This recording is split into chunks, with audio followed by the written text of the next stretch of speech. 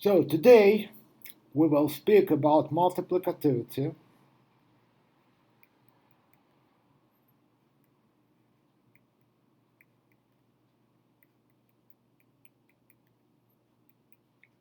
for arithmetic functions.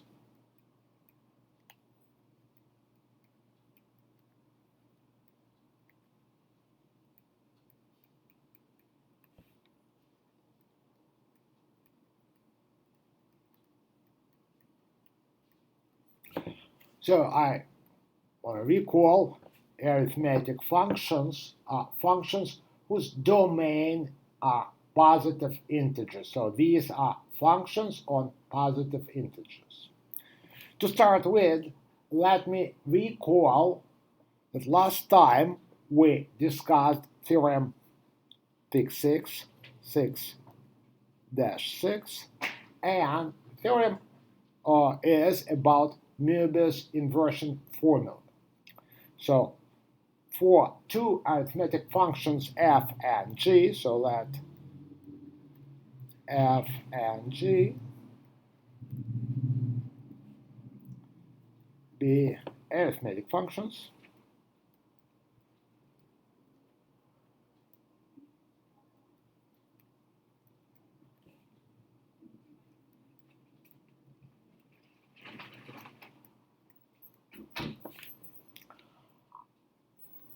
we have the following two relations between f and g which are equivalent.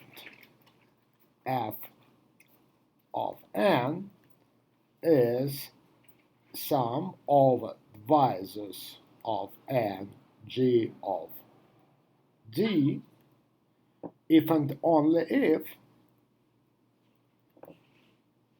g of n is equal to sum over divisors of n mu of d f of n over d. This is Möbius inversion formula.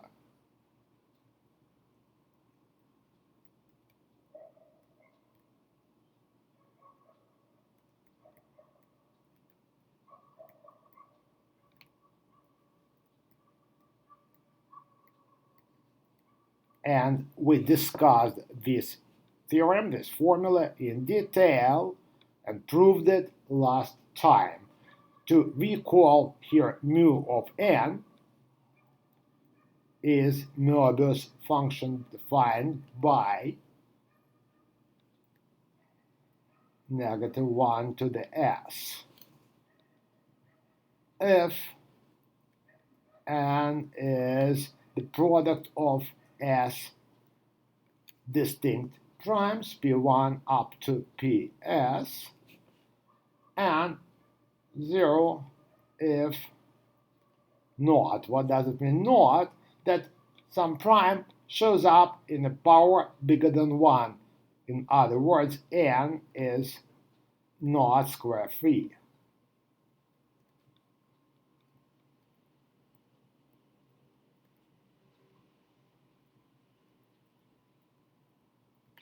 This is Möbius mu function, the definition of Möbius mu function.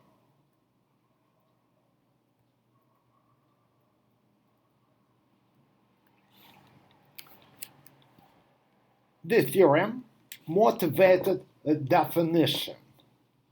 This was definition 6-3 from the book. We call two functions which satisfy, so their pair f and g of arithmetic functions which satisfy the theorem that satisfies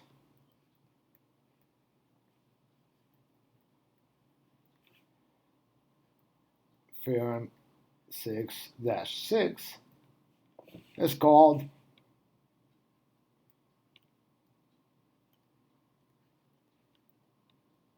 a Möbius pair.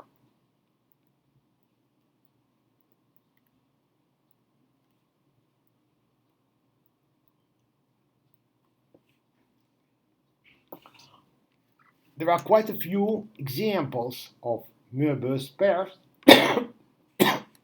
which we have already encountered. Examples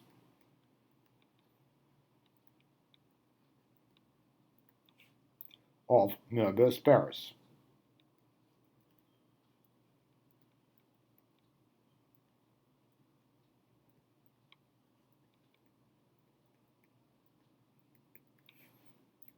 The first example we have considered comes from theorem 6-1. That's n and phi of n. Here, phi is the Euler's phi function, and so this is from theorem 6-1. Phi is Euler's phi function, as I said, and n was introduced last time. So this is a function n, which takes n of m is m, which takes the value of m at f at m. This is the definition of a function n. So n is a function, m is a integer, positive integer here. So n of m is m. This is the definition of this function.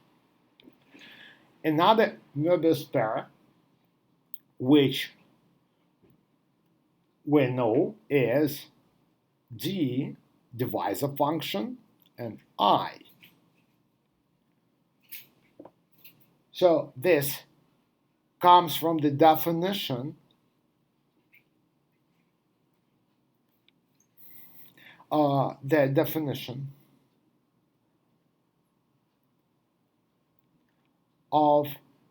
divisor function. The definition was d of n is sum over divisors of n 1. That's the number of divisors, the number of positive divisors of the integer n. And I, the function I, where is this? It is not in this formula, but you can find it easily. The function, this is the same thing as sum over the divisors of n, the function I of d. The function I was defined to be I of n is 1, whatever the positive integer n is. So I of d is 1 independently on d. So d and I is a Möbius pair from the definition of d. Another Möbius pair, which also comes immediately from the definition, is sigma and n. From the definition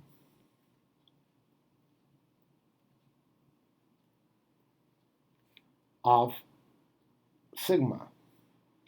The definition of sigma was sigma of n is sum over divisors of n over positive divisors of d, the sum of divisors of the number n. So n, again, is the same function defined here. N of m is m, whatever the positive integer m is. Here, I want to attract your attention with the lack of symmetry. We discussed that last time. The order in a Möbius pair matters. N on the first place, Euler's phi function on the second, while n on the second place, sigma function on the first. By the way, to make it more consistent, let me erase this and.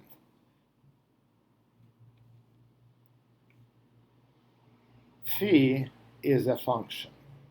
Phi is Euler's phi function. So we write functions without arguments, just the name of function. N is the name of function, N of M is M. Phi is the name of Euler's phi function. I is the name of function which takes the value of 1 always. D is divisor function. Number of positive divisors of n is d of n. Sigma is sigma, the sum of divisors.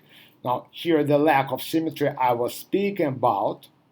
N on the first place, Euler's phi function on the second, while with n on the second place, it's absolutely legitimate. It can be here or here, but it is not Euler's phi function. It's completely different thing.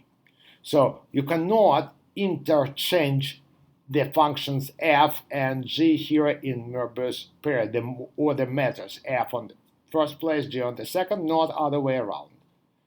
If f and g is a Möbius pair, then gf is most probably not. Another Möbius pair which we have considered is the pair of delta and mu. Here delta as a function also introduced last time. It takes the value of 1 at 1 and 0 otherwise, while mu is Möbius mu function. This comes, the fact that this is a Möbius pair comes from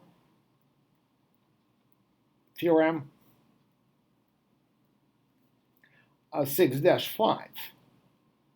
So this is not an obvious fact at all. The theorem tells us, we formulated the theorem last time in this way, that delta of n is equal to the sum over divisors of n mu of d. I will write for convenience the definition of delta. Delta of n is equal to 1 if n is 1 and 0 if n is anything else. Our functions are all defined on positive integers, so anything else means an integer bigger than 1. Yet another Möbius pair, which we know as the pair I and delta. So that may be also derived from theorem 6-5, but we can produce it much simpler. So that is just comes from a simple calculation.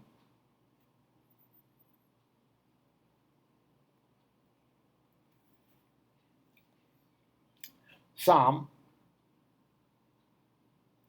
over divisors of n, delta of the divisor should be I, is it? Then this is a Möbius pair. Indeed, let us calculate this sum. What is this? Delta takes the value of 0 for everything but 1. So whoever are these divisors, delta is 0 with one exception. Delta of 1 is 1. 1 is always among the divisors of n, whatever n is. So this is equal to delta of 1, which is 1. And this is the same thing as I of n. Because I of n is 1, whatever n is. So what we proved that I of n, what this simple calculation show us that I of n is equal to sum over divisors of delta of the divisor. I plays the role of f, I of n is f of n here, is equal to sum over divisors, g divisor and g of d. Delta plays the role of g. So I delta is a Möbius pair.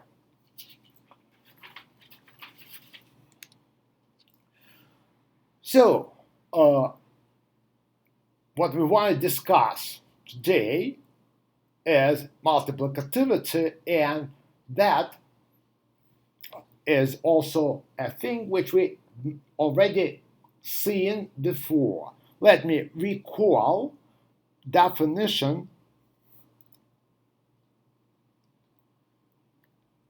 6-2. An arithmetic function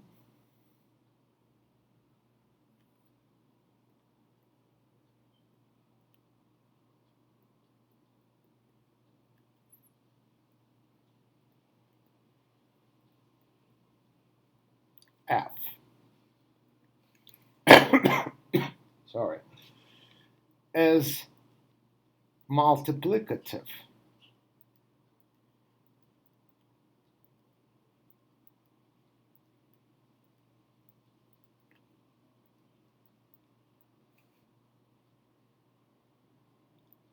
when f greatest common divisor m and n is 1 implies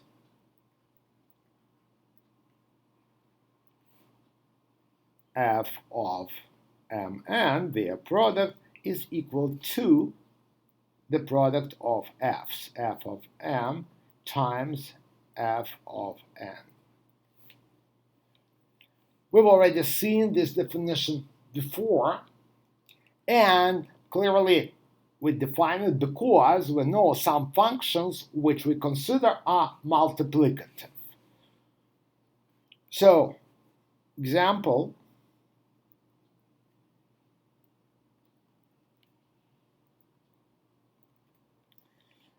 functions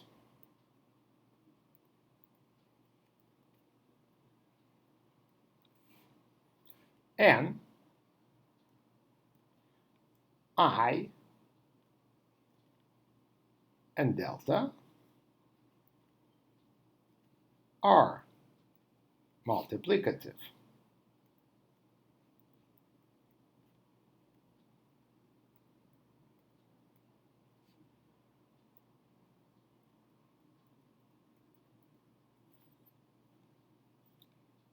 That is obvious. Well, indeed, I, for example, function I takes the value of 1 always. So I of mn, whatever m and n are, is 1.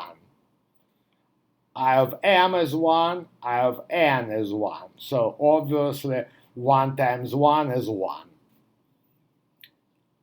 Function delta is 1 at 1, 0 otherwise.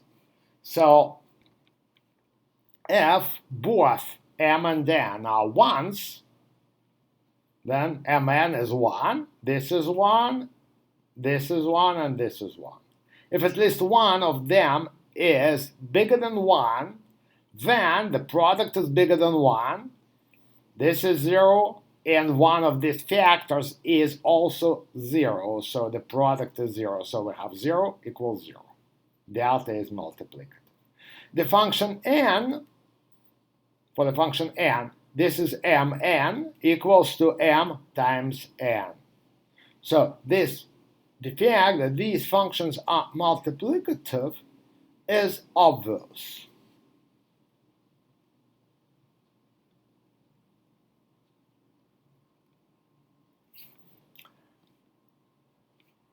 It is worthwhile to remark that we did not for every such function of these three, for every one out of the three functions, we have this identity independently on and are relatively prime or not. So these are more than multiplicative functions. Whether this holds or does not hold, this identity anyway holds too. So they're more than multiplicative. In fact,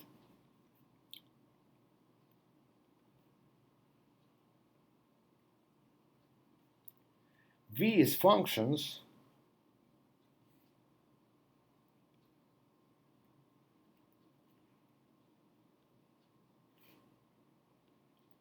are strictly multiplicative.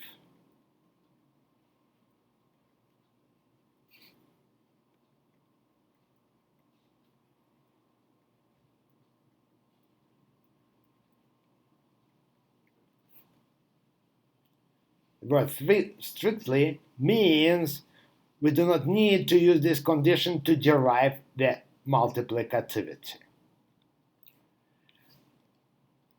Not all functions which we considered, so every strictly multiplicative function is multiplicative, but not every multiplicative function is strictly multiplicative. So mu is not strictly multiplicative. So mu is not strictly multiplicative.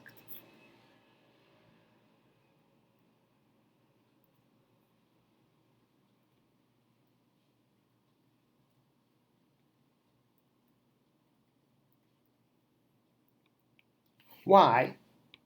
Oh, because look, mu of p squared, whatever p is, a prime, is 0. So p is a prime, say, and mu of p squared is 0. At the same time, this is not same thing as mu of p times mu of p. Mu of a prime, so mu of something which is not square free, p squared is not square free, is 0. Mu of p is a prime, is -1. -1 times -1 is 1. This 0 is not equal to 1. Multiplicativity fails. Still, so mu is not strictly multiplicative, but we may still have hope that mu is multiplicative. The condition that m and so here this fails to be true, but the condition that m and n are relatively prime is not satisfied. P is a prime, but p and p are not relatively prime. So here m and n, p and p not relatively prime, and multiplicativity does not hold. So the question whether mu is multiplicative is still open, and the answer is yes, it is. Let us prove that. So proposition, this is a small part, a part of theorem 6-4,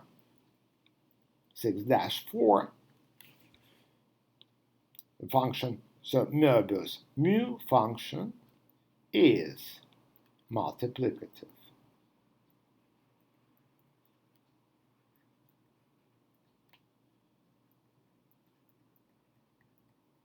Although it is not strictly multiplicative.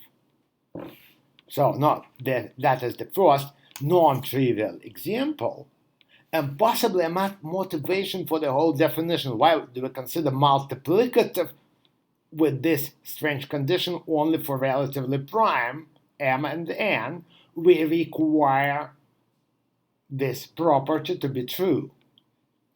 That indeed happens in an interesting case for the function mu in the first place. Proof.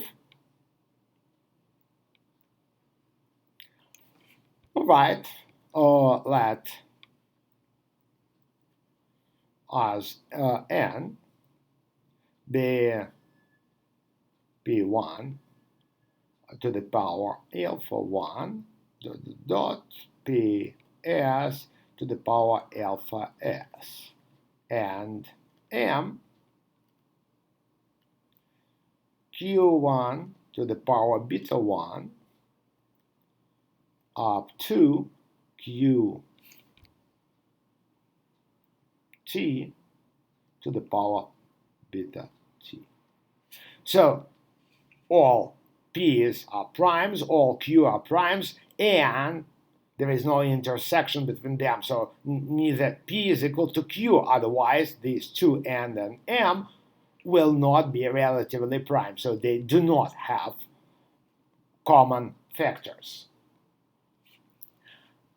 Here we of course use the fundamental theorem of arithmetic. Every integer can be decomposed into a product of primes in a unique way, essentially unique way. So p, two integers which are relatively prime, can be decomposed and they do not share prime factors. Every p is different from every q. So now we will calculate mu of n, mu of m, and mu of their product. Oh, f any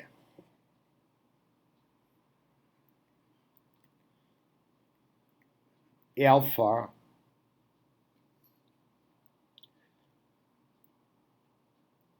is bigger than 1 or beta is bigger than 1, then we assume that all alphas, all betas are at least 1. So alpha and beta. Or otherwise, if it is 0, we can simply skip the factor. The factor is not present here for a 0 power. So if alpha or beta, at least one of them, is bigger than 1, then, or in this case, mu of n is 0. In this case, mu of m is 0. So n or m is divisible by a square. Then mu of n is 0. Mu becomes 0 as soon as the number is not square free. Some alpha is bigger than 1, implies n is not square free. N is divisible by a power of prime. Power at least 2. Divisible by a square, mu is 0. Or mu of m is 0. Or both, possibly.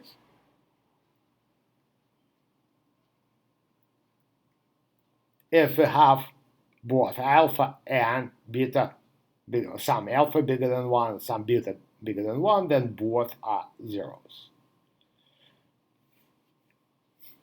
In this case,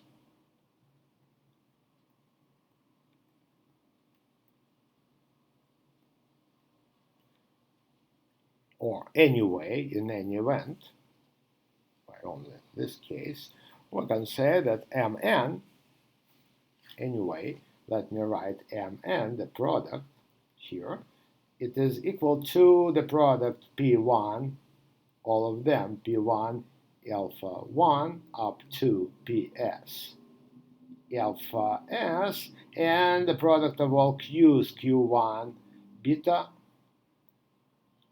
1 up to qt beta t.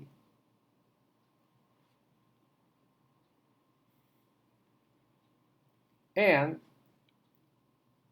this product is also divisible by the same square, p squared, sum p squared if alpha is bigger than 1, sum alpha is bigger than 1, sum q squared is sum beta is bigger than 1, and mu of mn also is 0. Thus,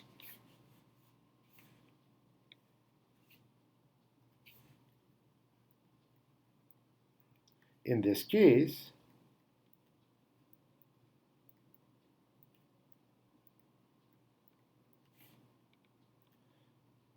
mu of mn is equal to mu of n mu of m is equal to 0. So both are equal to 0, so they are equal, as required.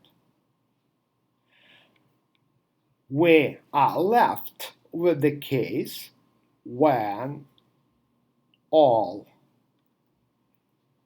alpha I are 1, beta j are also all 1s.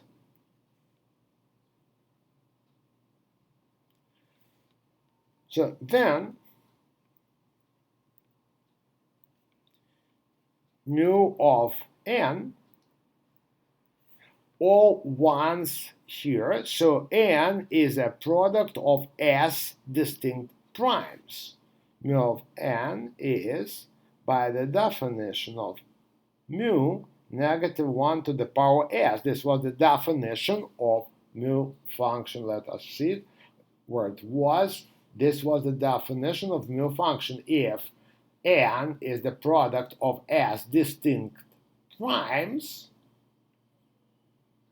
This is negative 1 to the power s. So in this case, mu of n is negative 1 to the power s.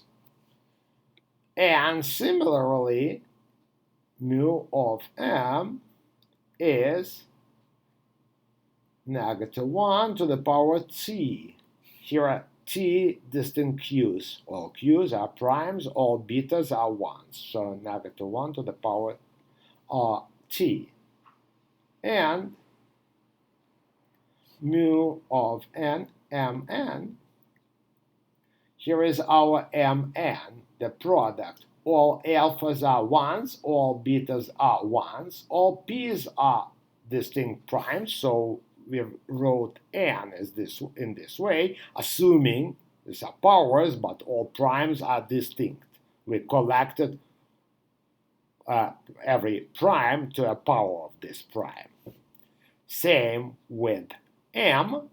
So all p's are distinct, all q's are distinct, and all p's are distinct from q's because we assume that m and n are relatively prime. So mu of mn is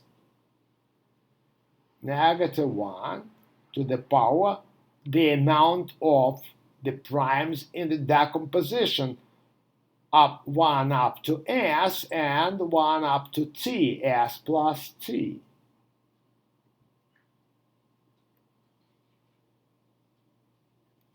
In this case,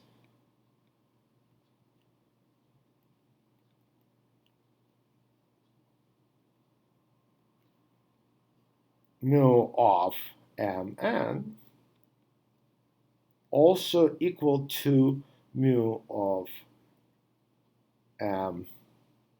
let me write it in the right order everywhere. So this was nm and m, and this was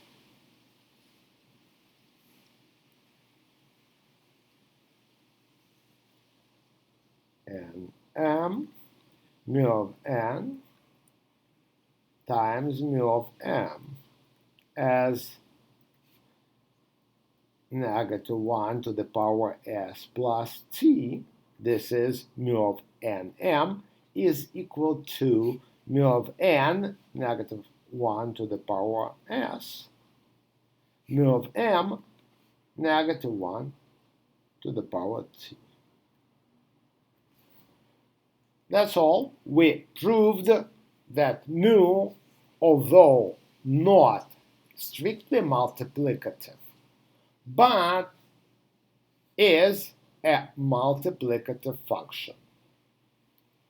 Oh, strictly speaking, I should write it as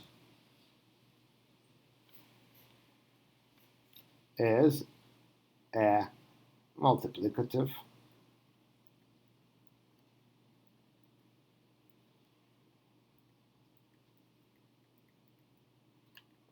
function.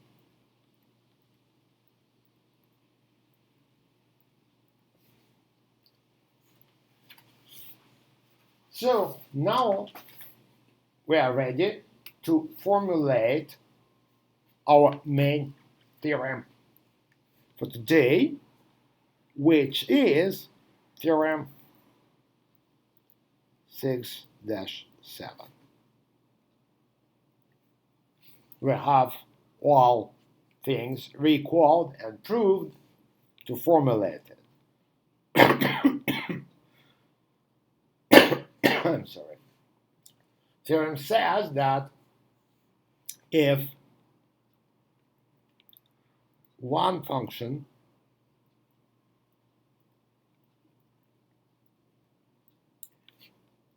in a Möbius pair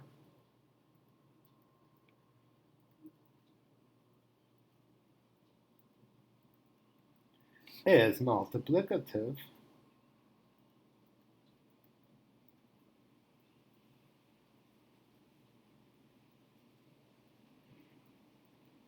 then so is another one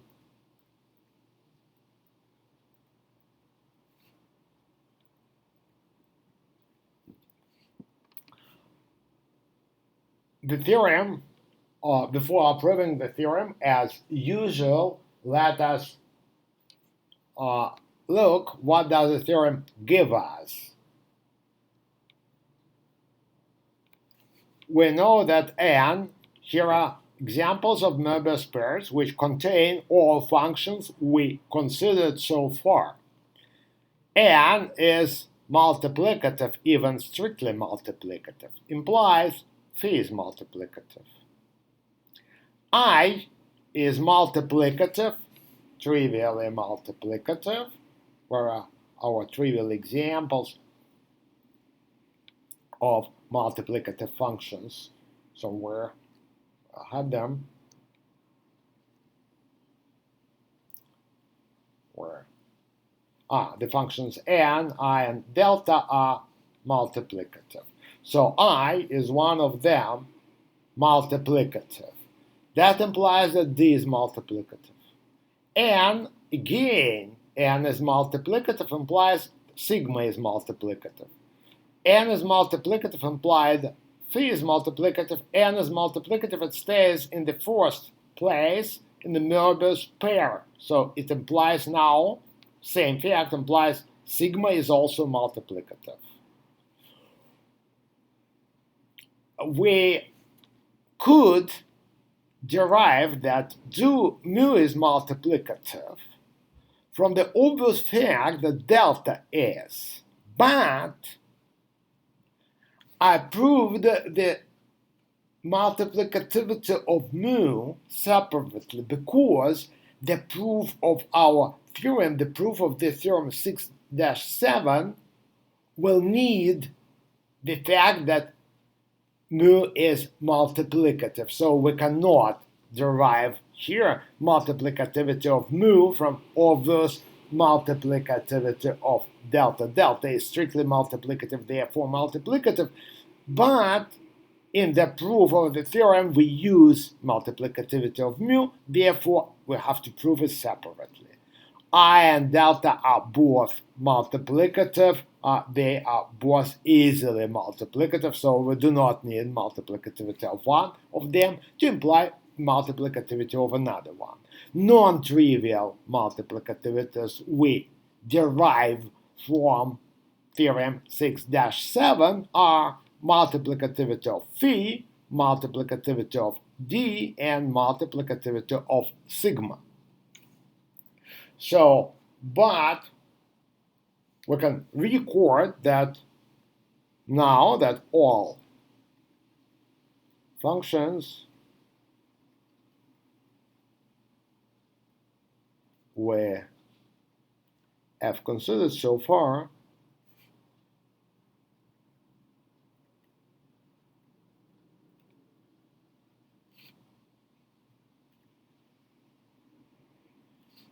are multiplicative.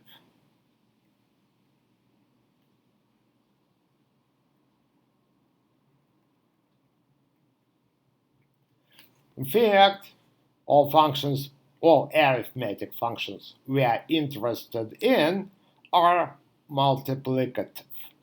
So the multiplicativity of phi, d, and sigma is not easy to prove, although possible, in a straightforward way without using the theorem. That multiplicativities allow us to easily derive explicit formulas for these functions. So as soon as a function is multiplicative, one gets, for a multiplicative function,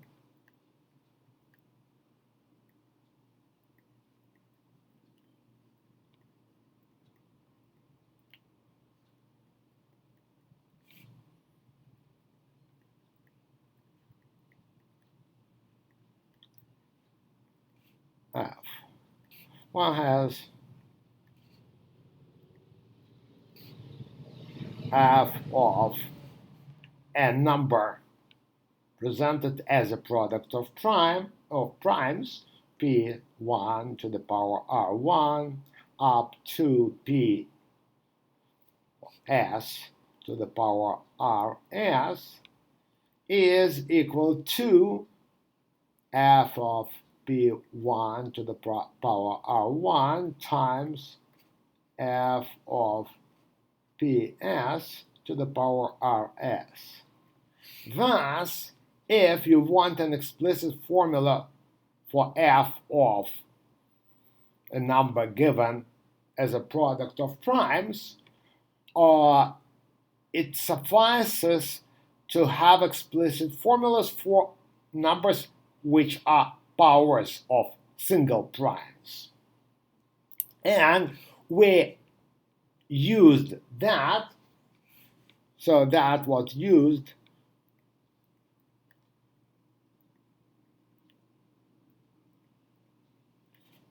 in our proofs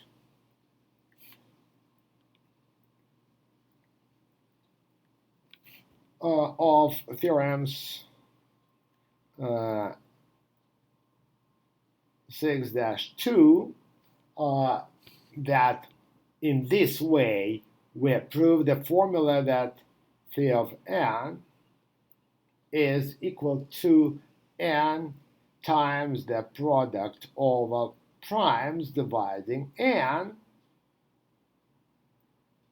1 minus 1 over prime. This formula was proved this way. That time we assumed the multiplicativity of phi. I promised to prove it later. Now we'll have a proof. And also that was used in theorem 6-3 for when we got formulas for explicit formulas for sigma and d. So now, after we prove theorem 6-7, we finish the proofs of these formulas. I did not want to prove multiplicativity of phi separately. It follows now easily from this theorem and multiplicativity of the function n. Similarly, here I did not prove the multiplicativity separately. I wanted to use strong theorem to do it once for all functions. Now, before passing to the proof of the theorem 6-7, we need a preparation. We need some proposition which will help us to prove this theorem.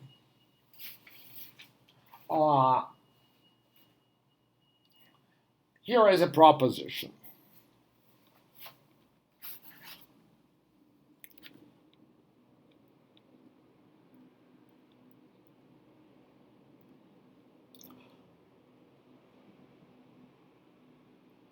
So we assume, first of all, that m and n be two positive integers which are relatively prime.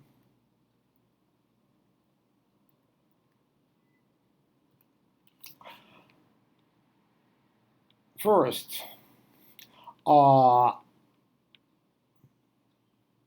that's more or less obvious that for every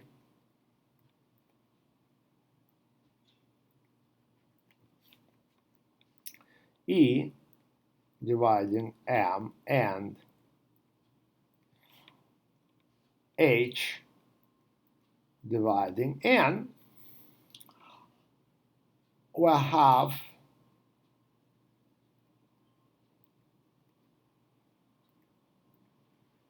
that the greatest common divisor of E and H is 1. And their product divides the product Mn. And second is going to be a kind of converse statement. Every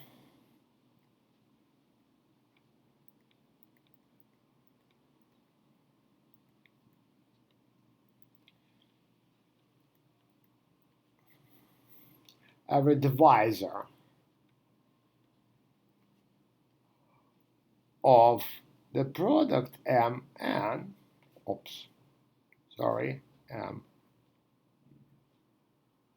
Mn, factors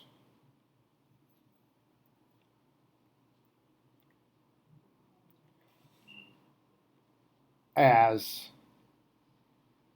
D equals EH with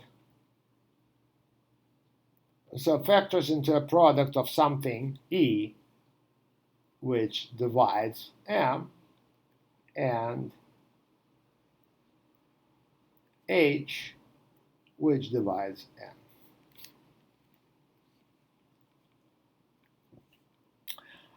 Proof. First statement, as I said, is kind of obvious. Indeed, if you have M and N are relatively prime, E divides M, H divides N, they cannot, E and H cannot share a factor, because if they have a factor in common, something bigger than 1 divides both H and E, then this same number bigger than 1 divides M and N, which is impossible since we assumed M and N are relatively prime. Also, the product of EH obviously divides the product of Mn. We can simply divide and see that M is divisible by E, N is divisible by H, so Mn divided by EH is an integer. That's it. For 2, every integer factors In this way, we again need to explicitly use the fundamental theorem of arithmetic. So in fact, fundamental theorem of arithmetic is ubiquitous in our consideration of arithmetic functions. That's all consideration is kind of application of set of applications of the fundamental theorem of arithmetic. So let us write the decomposition into products of primes of m and n. So I prove only 2 because 1 I said the proof. I hope it's clear. Let us prove 2. So then we assume some decompositions of m and their product mn into products of primes. M is p1 to the power r1 up to ps to the power rs. N is q1 to the power t1 up to ql to the power tl. And of course their product mn is p1 r1 up to ps rs q1 t1 ql tl. All p's are assumed to be distinct, pairwise distinct. All q's are assumed to be pairwise distinct. And as we've already discussed today, the condition that the greatest common divisor of m and n is 1 means that every p is distinct from every q. So all s plus l primes in this decomposition are pairwise distinct. So what is our divisor? D divides mn. D divides mn must certainly has a decomposition into a product of primes. And what kind of? Only those primes, nothing else, may divide D. So we can write D divides mn can be written as D equals p1 to the power alpha 1 up to ps to the power alpha s q1 beta 1 up to ql beta l. So what can I say? All alphas are bigger than 0, bigger or equal than 0, and do not exceed r. All betas are also bigger than or equal than 0, and do not exceed t. Now we're more or less done. In fact, immediately this is going to be our E, while this is going to be our H. This condition tells us that this E divides this M. This condition, that all betas are from 0 to t, implies that this H divides this N. So G factors into E times H. E divides M, H divides N, exactly as required. We're done. Now we are ready to start to prove our theorem 6-7. If one function in a Möbius pair is multiplicative, then so is another one. Or functions in Möbius pair, f and g. We first assume that g is multiplicative and prove multiplicativity of f. So now proof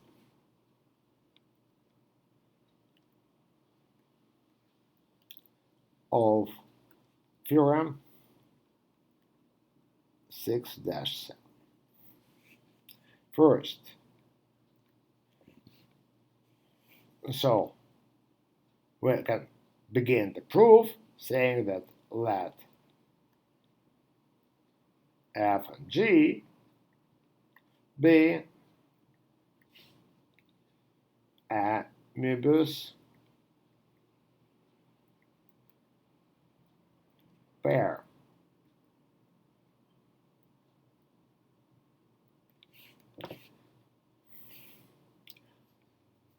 So assume, so we have, that means, so no, that means that, what that means I just recalled.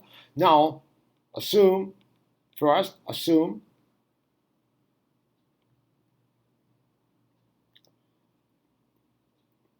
that G is multiplicative.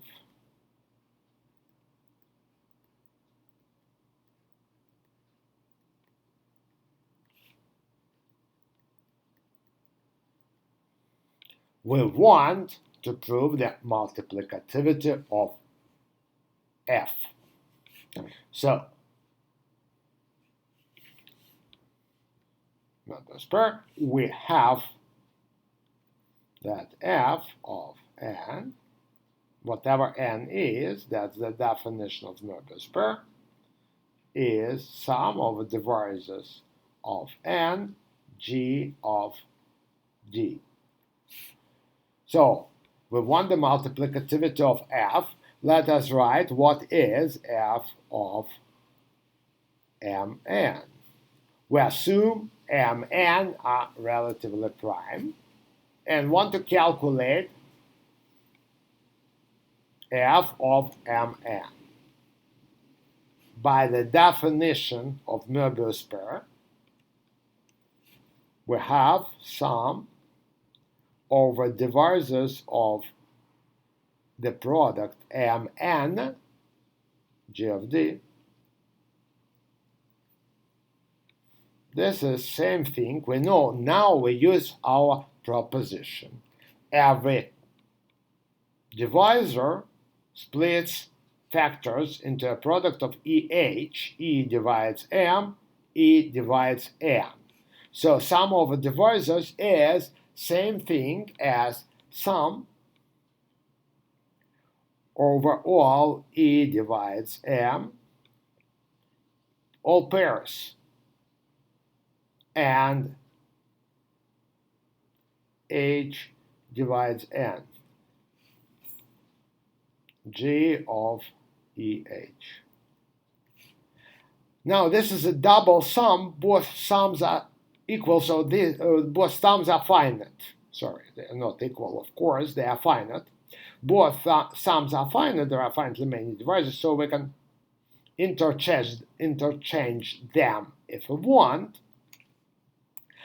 And double sum means simply the sum over all pairs E divides M, H divides N.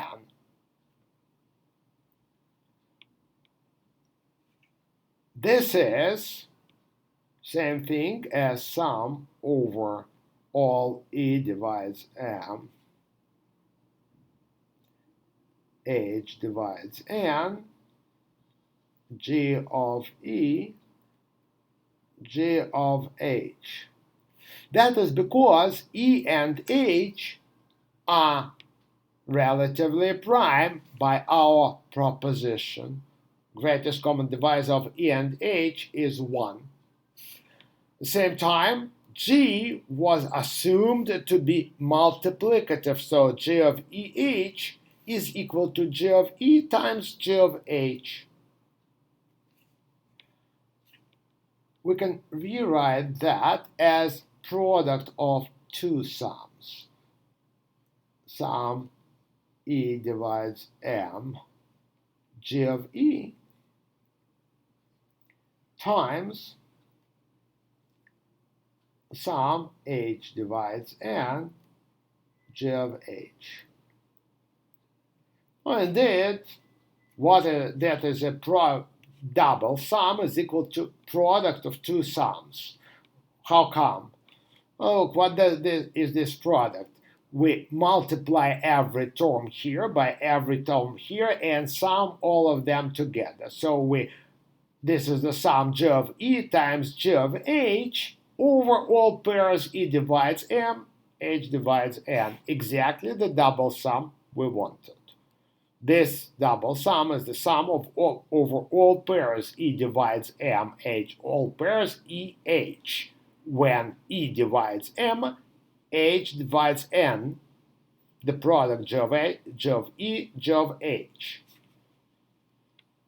Product of two sums is the sum of all products G of E, G of H over all E divides M, H divides N. This is the same thing as here.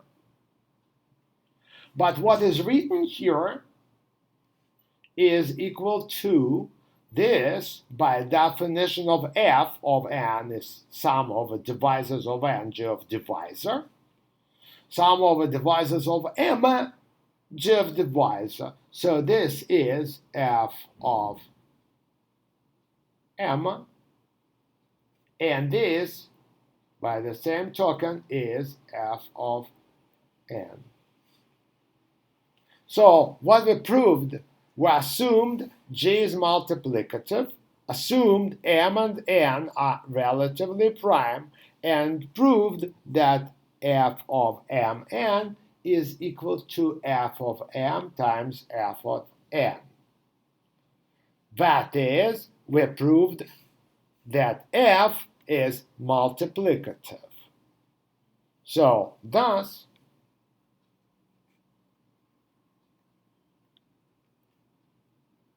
F is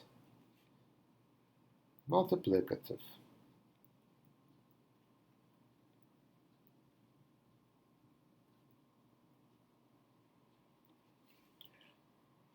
That is exactly half of our theorem 6.7. We now need to prove the opposite direction. So the second part of the proof, we now assume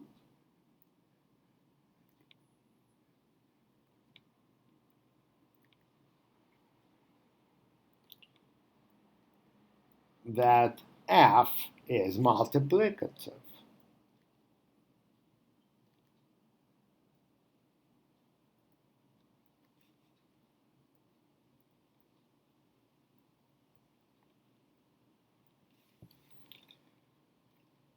We want to prove that G is multiplicative. So what we know, F and G is a Möbius pair. So what we know is G of N, whatever N is this sum G of N is sum over D, mu of D, F of N divided by D. Let me write it here. So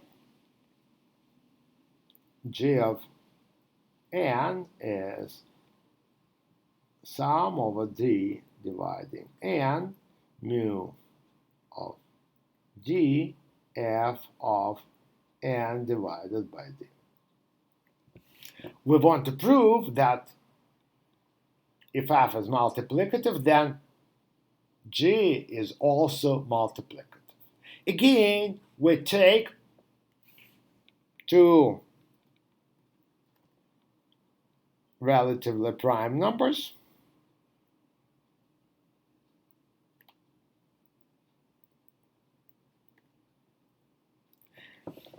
and we calculate g of mn.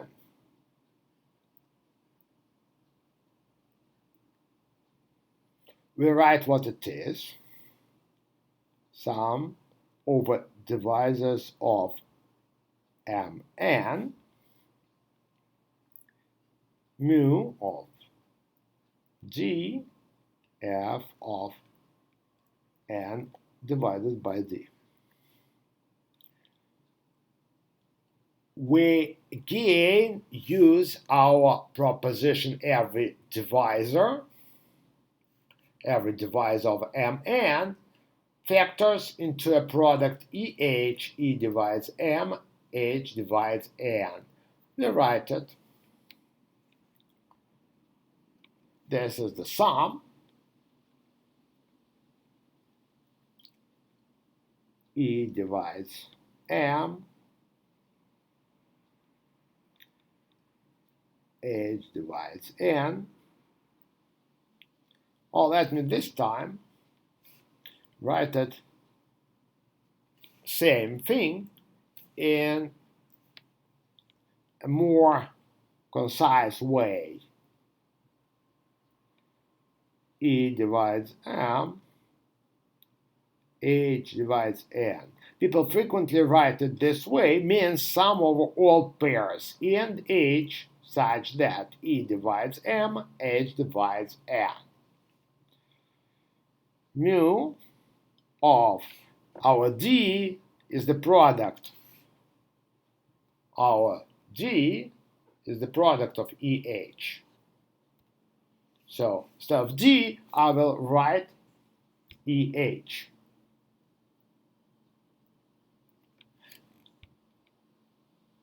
F, oh, here it was a mistake, sorry.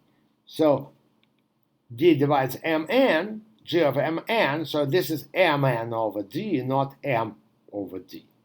Let me correct this. This is Mn divided by D. And now I can write Mn divided by EH.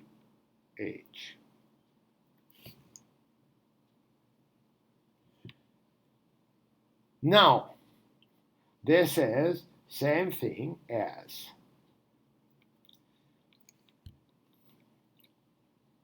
E divides M, H divides N, the sum, mu of EH. E and H are relatively prime in our proposition. Every divisor, E and H are relatively prime simply because if they share a factor, then M and N share a factor. Greatest common divisor of our E and H is always relatively prime. I can add it here.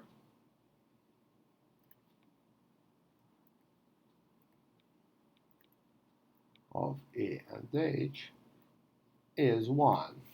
Greatest common divisor is 1. Well, that follows from E divides M, H divides N, and M and N are relatively prime. If E and H share a common factor, then so must do M and N, while they do not.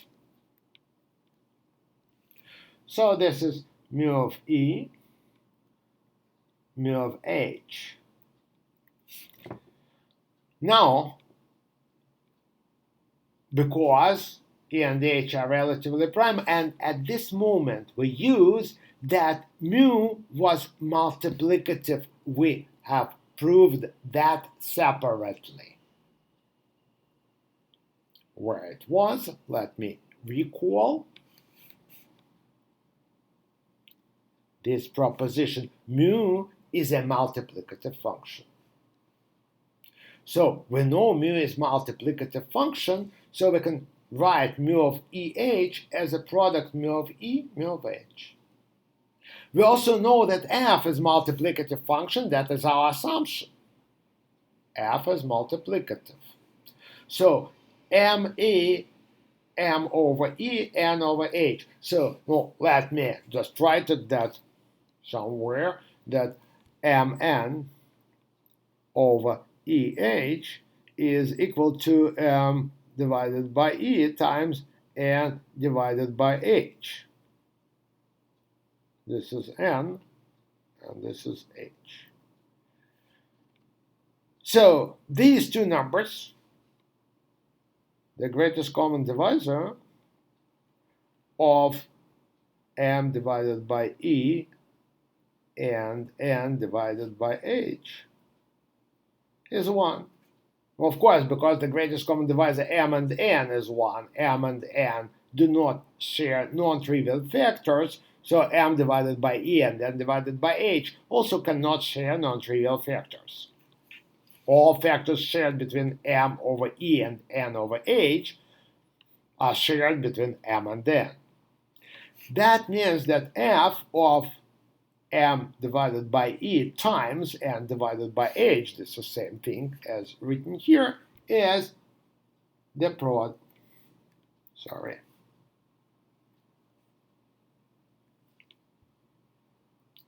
So this is the product f of M over E, f of N over H. Now, as previously, we can rewrite the double sum as a product of two sums. So this is equal to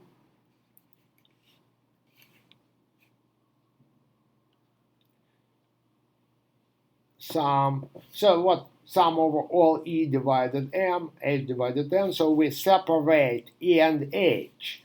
Anyway, this is something mu of E, f of M over E, for every E, times mu of H, f of N over H for every H. So this is the same thing as sum as in the previous calculation, mu of E, f of M divided by E times now sum over H dividing N, f of, let me write it consistently, mu of H, f of N divided by H. So again, something depending on E, something depending on H, and all possible products over all H's and all E's. Double sum, and this is the same thing as a product of two sums. Now, we recognize in the first parenthesis G of, this is what G is, the divisors of M, mu of E, M over E. So this is G of M times, we recognize G of N here again from Möbius inversion formula, from this formula, G of N. What we found is that under the assumption that GCD M and N is 1, G of M is equal to the product of G of M and G of N. So that proves the theorem. Well, here we also probably have to start the argument. I didn't do that, but let me record here. The argument also started with let the greatest common divisor of M and N be 1. And after that, the calculation follows. So That's it. We assumed G is multiplicative, proved F is multiplicative, assumed F is multiplicative, now G is given by this formula, and we proved that G is multiplicative. I will erase the auxiliary calculation, and instead I will write that this finishes the proof. Thus, G is a multiplicative function.